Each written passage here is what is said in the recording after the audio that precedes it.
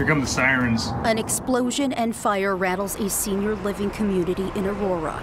The first reports came in of windows rattling and flames shooting from a building. I hope it's not somebody's house. Then Sky 9 showed what was left: rubble and fire at several units on the north end of Heather Gardens. Big explosion.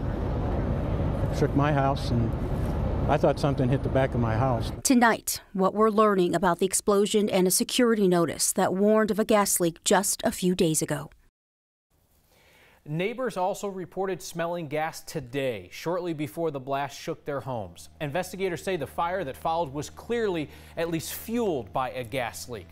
One person in the area was taken to the hospital. A firefighter was also injured. Aurora Fire says that firefighter's injuries are not life-threatening. No details on the civilian. The explosion and fire happened at Heather Gardens, a 55-plus community. Happened around 5:30 tonight. There are 3,800 people who live in that development near I-225 and Yale. 9 News reporters Ryan Hare and Jennifer Meckles are out there for us. Now we're going to hear from people who live in the area in a moment, but first an update on the investigation. Ryan, we know that the security team at Heather Gardens sent a warning about the gas leak Wednesday.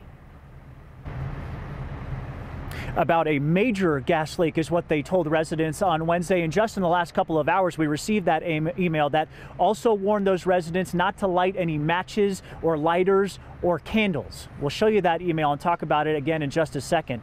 But let's talk about this fight and the people who are injured in this fire. A firefighter, as you mentioned, Kyle, injured but not life-threatening. That person stable tonight. We do not know how that other person is doing. Rushed to the hospital after the explosion late this afternoon. Let's talk about the fight itself. Firefighters were not able to tackle this fire head on until the gas line was turned off. So that fire, the flames kept going for at least another hour until the gas was finally turned off. Now, I spoke with a couple of people who smelled gas before the explosion. Then they heard that loud boom, that explosion. One man told me he actually saw firefighters in the area an hour or two before the explosion, but didn't know what they were looking for necessarily. As for that security notice on Wednesday, here's what Aurora Fire had to say when I asked them about that. What I do know is there was some sort of construction going on in the area. They smelled gas, and that's when they called 911 then for us to respond. So here's a look at that email residents received Wednesday. It tells them there's a, quote, major gas leak between building 223 and Country Place 5.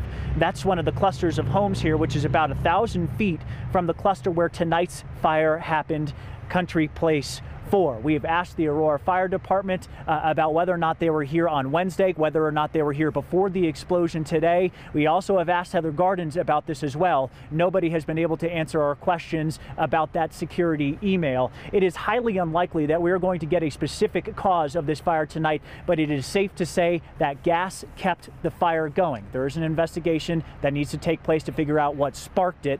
For now, let's get to Jennifer Meckles, who's been talking to people about what they are having to go through tonight. Jenny.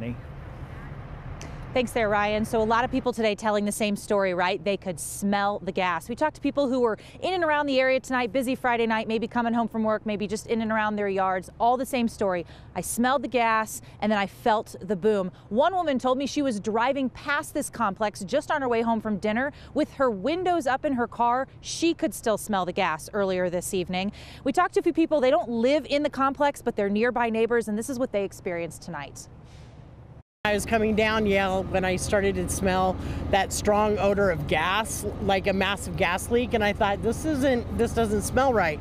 So then we pulled into my apartment and I went to go get the dog, and as I came out, the big explosion, the building shook, windows are shaking. It was quite powerful because it shook my windows, and I was talking to some people that live down the way in another area, another cul-de-sac, and it shook their windows too.